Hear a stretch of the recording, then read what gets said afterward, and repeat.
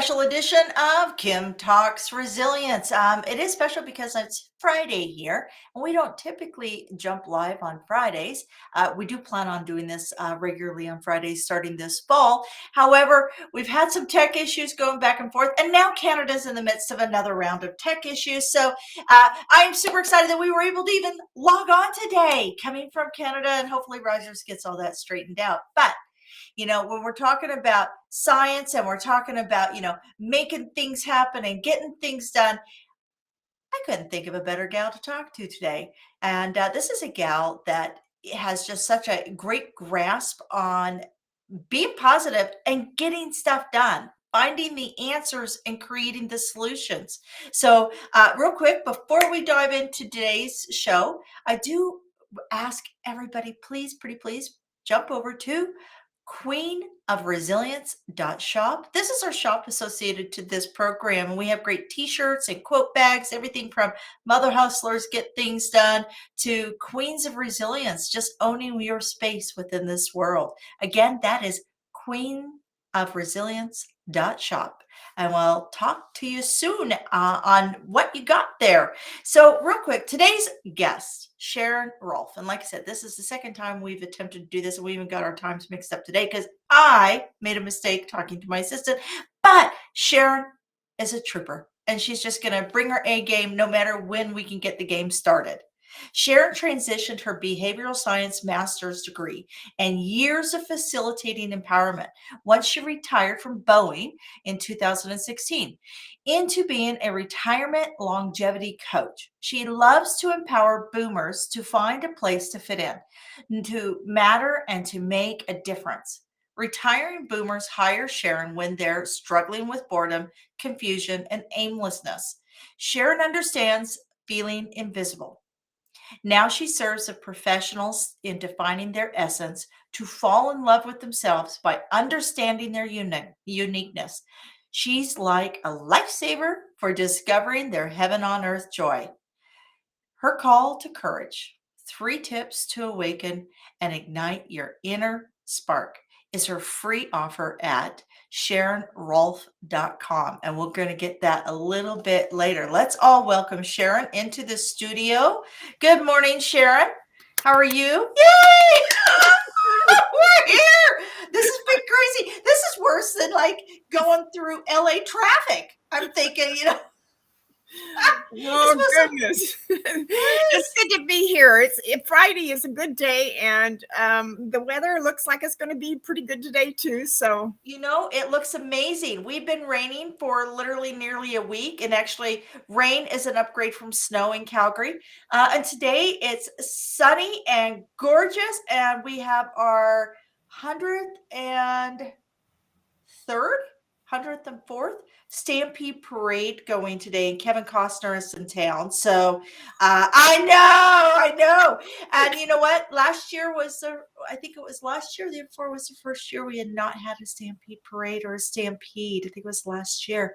And so it's nice that the sun is shining. I'm glad that we both have sun today.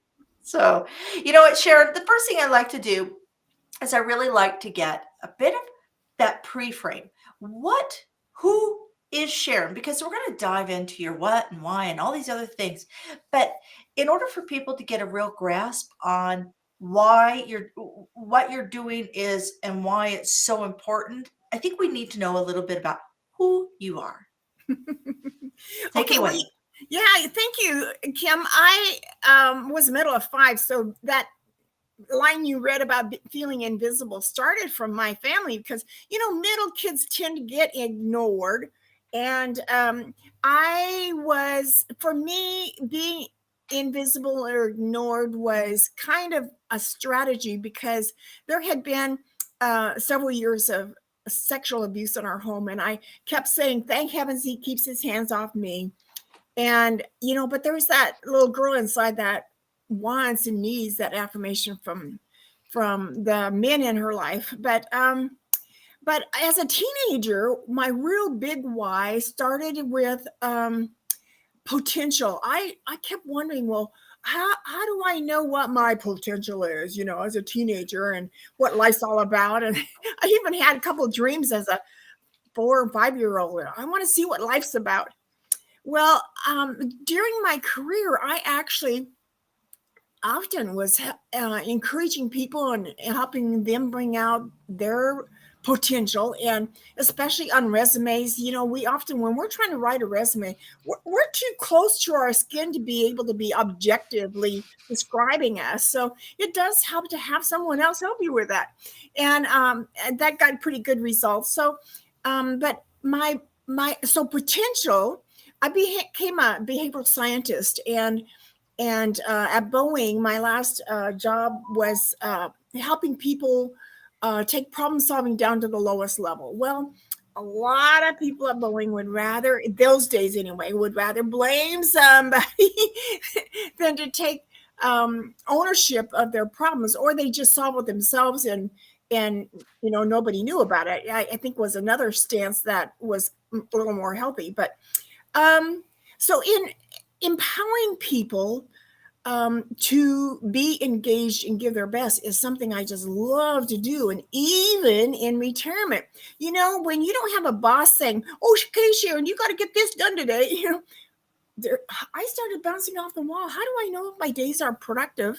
And that's when I used my essence statement to remind me who I am on the inside. And it started feeling like every day was right, because I lived by what mattered to me and lived from what's in my heart to do. So there's a lot to unpack there. And I think this goes into, we're going to start moving into what you do. But what I find fascinating here is that a lot of what you're doing now is actually somewhat of a newer phenomenon. It's something that we've seen evolve over the last 10 years or so. And the reality, when you talked about high school, right?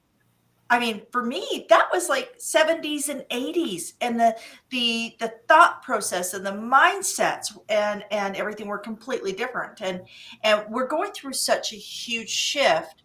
I first of all, I have to commend you, because it's hard to, if you're a certain, over a certain age, or you've grown up in a certain set of technology or anything, to do this huge transition that you're doing. You're on a leading front that women half your age are not embracing. So let's go down through what you're doing. So when we talk about what you're doing, let's talk about, what is the mindset, psychology, and product, but also how you're approaching that through today's mediums and technologies. Like, this is really fascinating. Well, on a weekly basis, I am doing a Instagram posting of Queen of Courage. Queen of Courage. I love my queens. So my book is called Fresh Courage, and a series of podcasts I did a couple of years ago was Fresh Courage in Retirement. So I'm pretty lucky in that I look 10 to 15 years younger than I really am. I'm 74, so I brag about it.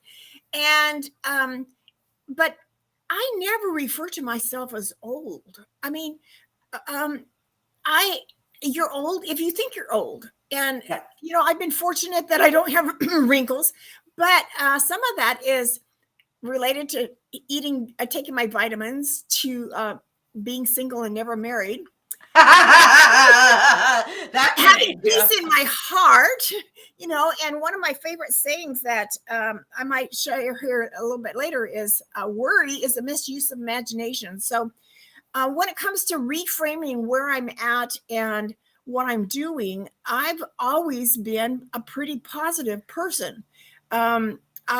I don't, well, in fact, I was counting up the other day. When was it? I remember stomping my foot and saying I refuse to live my life based on fear. And it was when I had just moved to Tampa, Florida from Washington State all the way across the country. My job had transferred me. And somehow I was reading in first chapter of Joshua. It says like 4 or 5 times, do not be afraid, be of good courage, be of great courage. And I just kept hammering that. That was 30 years ago. So this is 30 years of not worrying. So that's one reframe of resilience that helped me a lot. When I left Washington, I had a goodbye party kind of thing, and somebody was going around asking everybody with what word of wisdom would you give Sharon as she's leaving, to all her known friends. And one of them said, well, allow yourself at least 6 months to a year to find new friends. And I thought, oh yeah, I'm positive. I won't need it. Yeah, I needed that a couple of times. That this is just temporary. You're going through something that's, new. And besides, Kim, you might know the fact that when you're going through change, you've been in one mode, and then change you actually get worse before you get better. So in this low point, you have to stick with it because it's going to get better. If you're implementing a new system or a new product at work, you have to accept the fact that confusion is part of the learning process and the getting to the new future you want. Well, and we see that actually in nature itself. It is darkest before the dawn. So this is designed to test your mettle to see if you will go next level. So that you're very right on that. Yeah, I think I needed to hear that today too. Oh, yeah. One of those days, eh? Well, yeah, I've been. In fact, I was in a class yesterday where they talked about making what you do. Well, yeah, helping you move from mundane to marvelous. But how does that look tangibly? And as the class was going on, I thought, it's the difference of coming home at the end of the day and feeling so tired, but so heartwarmed because you helped somebody that made such a difference. It's like you're exhausted physically, but emotionally, you're just reveling in the good that you did that day. Yep, absolutely. So walk us through what you do within your program. Well, what I do is I will help anybody find their purpose. And part of my process is asking some questions about what do you love to do? What things have supported you in your personality to get you where you are. But that's kind of a surface, like writing a resume somewhat. But the nugget that is so valuable to me and really made a difference in my heart anyway was writing my essence statement. So my essence statement starts with, I am precious jewel of wisdom. I am colorful collaborator, motivator, and learner, and so on. So I can use that essence statement to take me anywhere I want to go because it's on the inside of me. Purpose is kind of what you do. Yes, it could be internal or external value to it, but essence is who I know myself to be, the real self. Nobody asks us that. When we developed this in our coaching class, we had to stand in a circle after it was all done and read our essence statement to each other. What a precious moment that was, because nobody had ever asked me to reveal my soul or my spirit. It was several of us were kind of moved to tears because it was such a dynamic moment. That's what I really want for people to know. This is how I was made. This is kind of my DNA or inner spark. And nobody has to manufacture that because it's inside. Exactly. It was interesting because you talk about this, and I think there's a lot of people, especially coming through COVID, and we're seeing a lot of people, in their 40s and 50s, 60s, 70s, and And it is fascinating. A couple things that are happening in the world. There's a lot of different dichotomies going on due to economy, due to world mental health, due to all these different things. And we're in our second wave of uh, resignations for women over 45 and 50. So they resigned from the corporate job. They worked to try and do something on their own. They went back to a corporate job, or they went from a corporate to a corporate, and they're resigning again because they're asking these really deep questions of, what is my definition of happiness? What is happiness to me? You know, if I were to check out tomorrow, have I served my life purpose?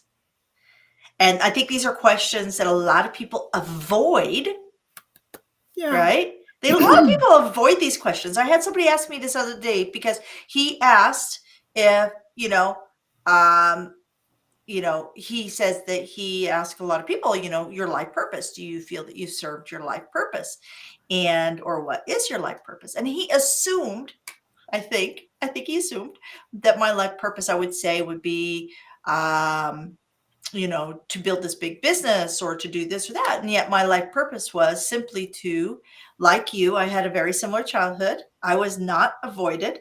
And my life purpose was to ensure that generational legacy was dismantled. And I'm very proud that my sisters and I have all been able to accomplish this. And, trust me, our kids are going to need counseling for lots of other things, but not that. So, the reality is I feel that my purpose on this earth to reset this generational issue into moving, this next generation in a more positive fashion, I feel that I've done the right thing. And, so when he said this, it's like, yeah, I'm good. I think I could check out. I've been very happy in my life. I've impacted a lot of people's worlds. I've helped a lot of people create personal wealth through their real estate investments. I've been able to share my story. I've written books. I've encouraged other women to go and do things. Yeah, I'm good. I think I was really surprised by that because a lot of people don't put time and energy into answering those questions. What is my goal or my legacy?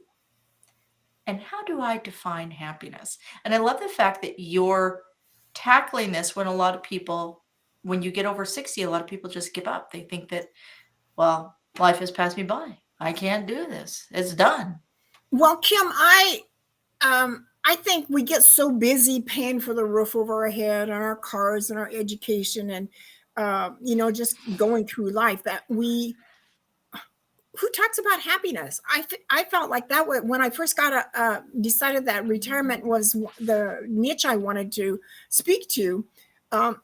People don't know what their happiness, where it is. And so I actually got a good lesson from my sister. She lives over in a farming area, kind of like Calgary in middle of Washington State. And she, from her window, on a good day, can see a little bit of Mount Rainier from 200 miles away. And she started looking at getting property over there in the green belt, and with the trees and the water. Now she has just trees at her property, but I want trees and water. So, but she Okay, I'm kind of with you on that.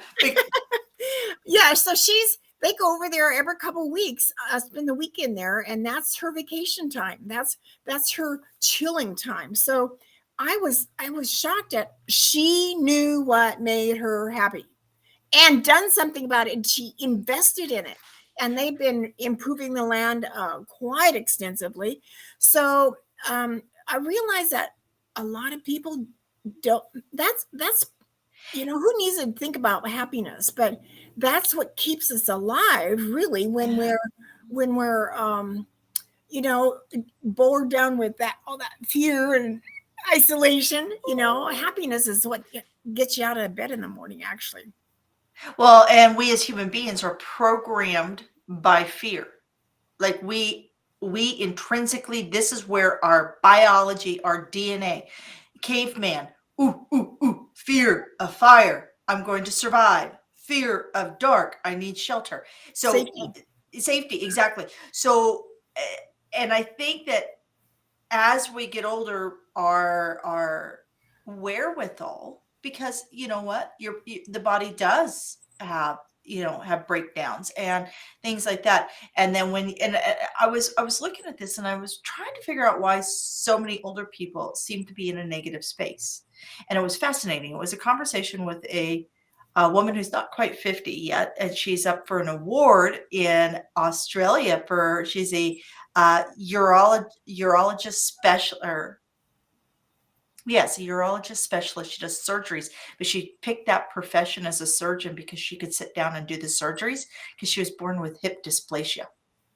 And Mm. so she was missing a piece of her hip. So she had lived in constant pain her entire life.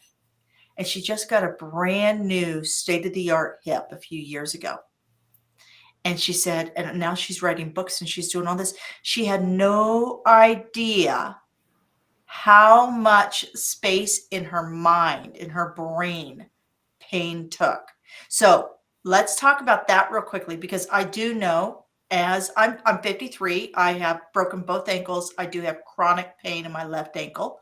So there are things, and my friends are all getting older. And then my mom, I watch my mom.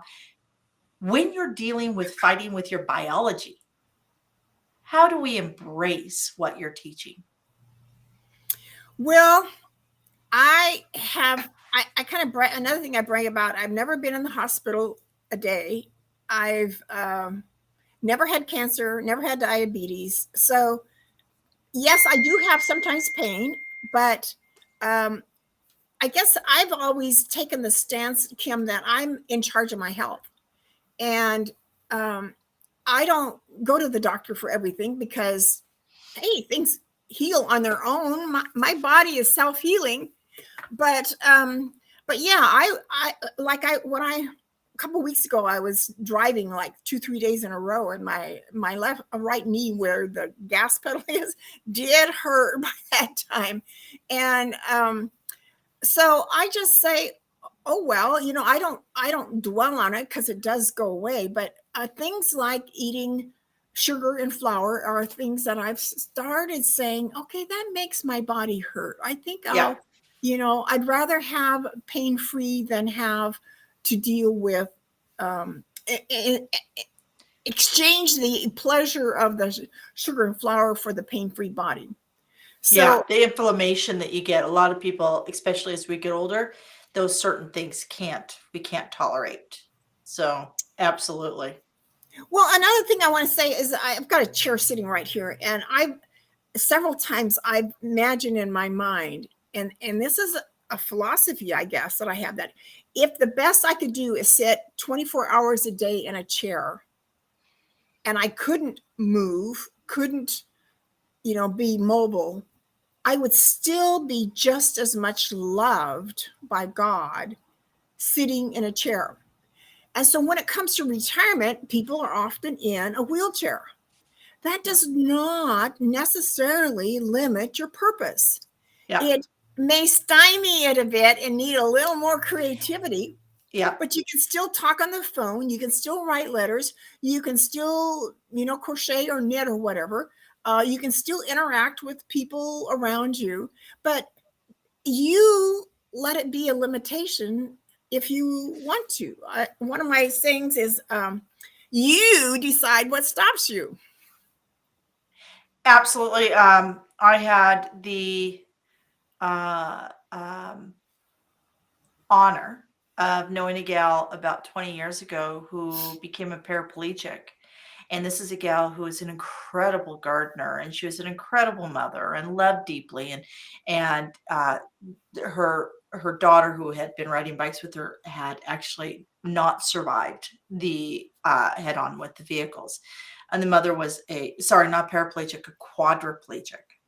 So she not only surpassed her time living in that wheelchair, she became a very famous mouth artist, stick art from her mouth. She actually was commissioned to do artwork for bishops and churches, and so she took what she did with her hands, the garden, and because all that knowledge, all that creativity, all those colors were still there, they were in her brain, and her name's Jeannie Gordon. If anybody wants to look up somebody who truly was probably one of the greatest people who walked and rolled on this earth, it would be Jeannie. She was an amazing human being, and her artwork was phenomenal. So when you talk about that, it really is in the mind of how you navigate this. Um, Give me three things that when you go into, do you go into facilities? Are you contracted by families? Like, how do you find your clients most likely? Well, that's a $64,000 question. Actually, I am now proposing to do a purpose movement series for senior communities and senior living. So senior communities are typically active places that have 55 and older, where senior living has some sort of assisted living type element included in. Well, I've come across a lady out of Boston, Anna Hall, who actually has done purpose equation processes even with dementia patients. Yeah. So that tells me nothing's impossible, and I love saying that anyway. So I am proposing and would love to talk to executive directors or regional operation directors who can see the value of purpose being focused. That new thing that we need to learn in our older years is to look at what is my purpose and what am I here to do? Because most times we don't leave this earth until we fulfilled our purpose. So doing either bi-weekly or monthly purpose calls where we actually discuss and learn and see what is possible, because being curious again, like a 3-year-old, is a really valuable thing when we get older, because they only live in the present. 3-year-olds is only today, now, right now. It's not all this history that we've had that bogs us down. It's just, what can we do today? There's actually a lady on my podcast that I did that she did a documentary for a senior living home in West Seattle that purposely built a daycare center next door to a senior living home. Yes, I've heard of that. Brilliant. And when I asked her what message did she get out of her experience with that, and it was about today, living in the present. That's what the seniors have. That's what the 3-year-olds have. And they played together. They sang songs together. They even dealt with, yes, life passes on. And yes, just like plants in your garden die. Well, we die too. And they didn't skirt that. So, yeah, pretty cool. That is so cool. And that's innovation. That's innovation in the sense that a lot of children don't grow up with their grandparents, and it gives them that opportunity, because if you're not introduced to something or someone, you will fear it, right? And why would Unknown. and Yeah. and if people have fear of getting older, then they'll put off so many things that they could actually do because they're living in that state of fear. And there are people like that. There's this huge fear. Of course, the cosmetic surgeons would be very, very disappointed if there was not fear of getting older.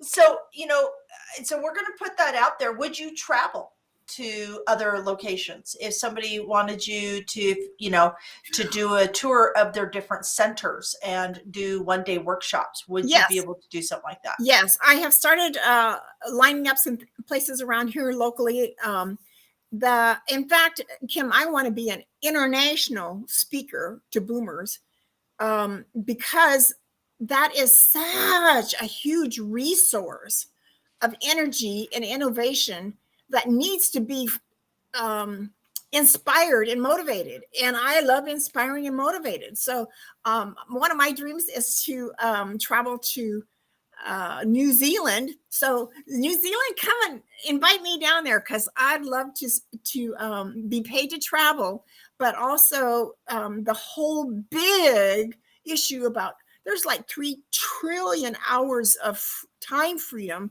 over the next 20 years that boomers could be investing in making our world a better place. Absolutely. You hit it right there. You hit it right there. And I have a friend that's getting ready to retire. She's just a couple years older than me, and she says, "Oh, I'm just so excited." And I'm looking at her going, "Oh, I'm I'm just starting a new business, and then after I start that business, I have a plan for when I'm 60. So maybe when I'm 70, we'll talk." But I have it's funny because I don't view it the same way. But my grandmother lived to 94, and only in her last year did she have any limitations physically of mobility. So she lived independent. So I'm just going to go on the assumption as long as I live as healthy and as good as my grandma, I'm going to be fine, right?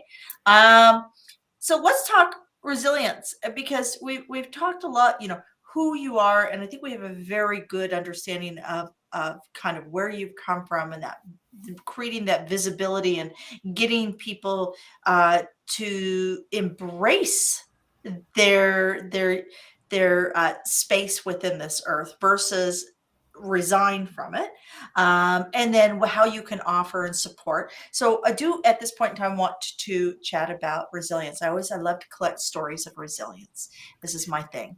And can you share a time in your life that without resilience you would not be sitting here having this conversation with me? Well, the first time somebody called me resilient was a very good friend of mine, and it was a goodbye party for that transfer down to Tampa, Florida.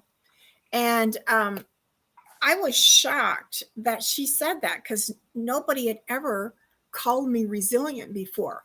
Well, I think she knew a little bit about my recovery work from being, this dealing with all this sexual abuse. But her and I had worked on a convention together, and there was several things that she knew about me. So when she called me resilient, I think in some ways I sensed that she wished she had more, and therefore she saw it in me, which is one of the clues to what do you admire. So she admired my resilience. So but I had a sense for 2 or 3 years. I remember being out in my front yard a few times and feeling like I had this sense of being a newborn baby, and something new was coming. So in my mindset, I guess I was getting used to it. But to go so far away from Washington State to place, there would have been maybe a handful of people that had already transferred down there. But when you don't know anybody and you don't have that your support community around you, yeah, it takes a lot of courage to move in that direction, since I'd been having this sense of something new anyway. So I would never have gone to Florida. I would never have moved myself to Texas. I would probably stay in this safe around, the support system I had around here. And but traveling, well, what I realized, Kim, is that it brought out a strength inside of me I never knew I had. The challenge of going into work, and I say, okay, when I needed a plumbing fixture back in Seattle, I'd go to the Ace Hardware store. Where do I go here? Where do I go to find an insurance agent? Where do I go for finding a dentist? There was all these questions that I now had to, I need some help. That's tough to do. I need some help. And I kind of made it a game. That help this orphan here figure out her way through town. Discovery and curiosity is what does keep us moving forward. That is absolutely, absolutely key part to living life to its fullest and aging gracefully. Yeah, and it's certainly matured, a different level of maturity. Absolutely. And there's a lot of people that never move out of their town, never go anywhere. So they never challenge themselves on that. So I think in some ways, maybe COVID was a bit like moving out of town because I mean, people lost their work environment. They lost their families. There was so much disruption there. So it's going to be really fascinating to watch that unfold over the next few years. Um, Books. Let's talk books. You've got a book. You've got a book.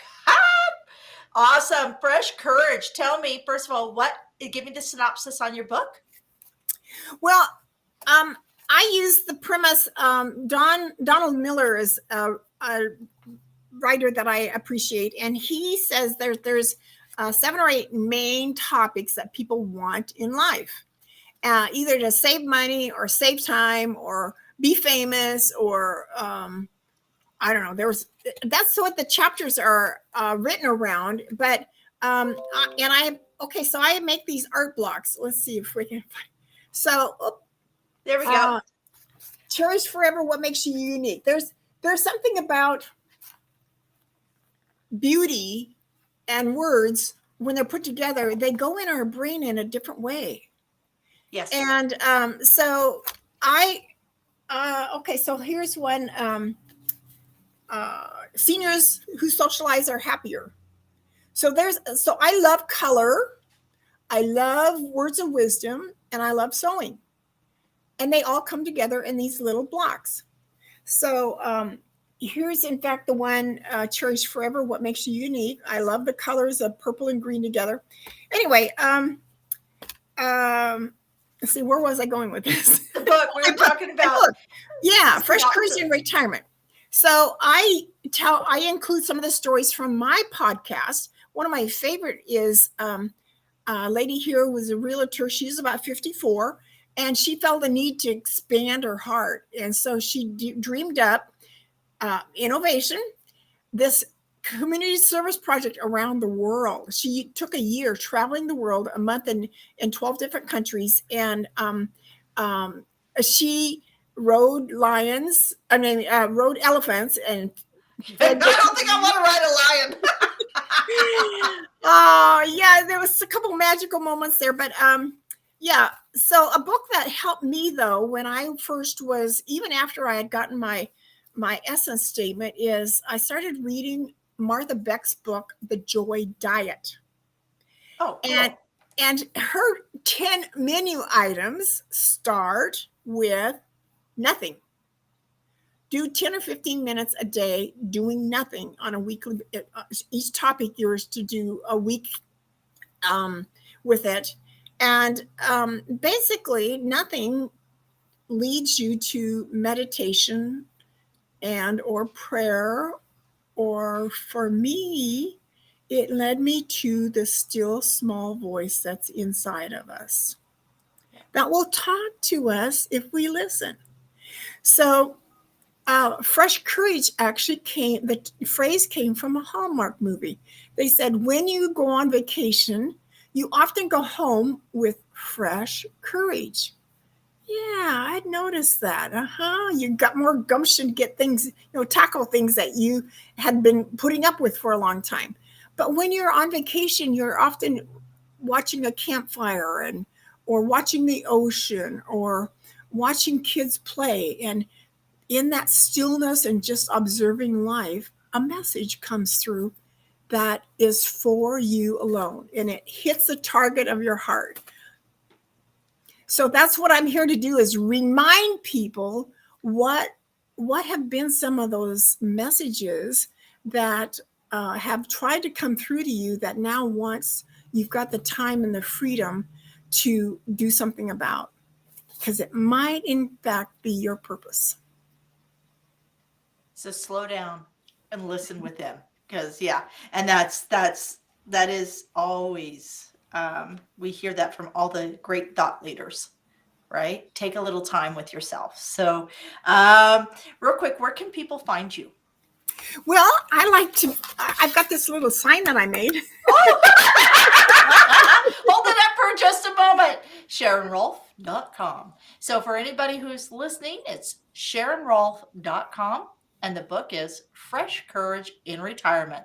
And you can find her on all her socials of Queen of Courage. Queen of Courage, Sharon Rolph. That's ROLPH.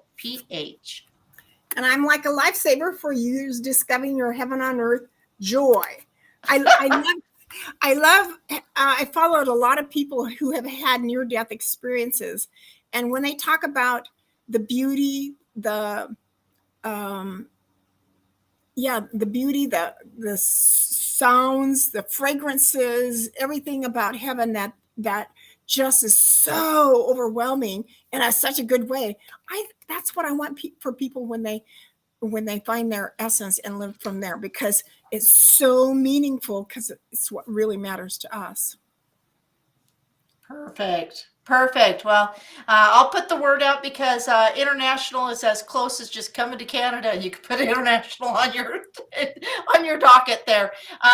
Close us out with a quote that inspires you. Okay, so the one that has really meant a lot to me over the years is Thomas Wolfe, I believe it is.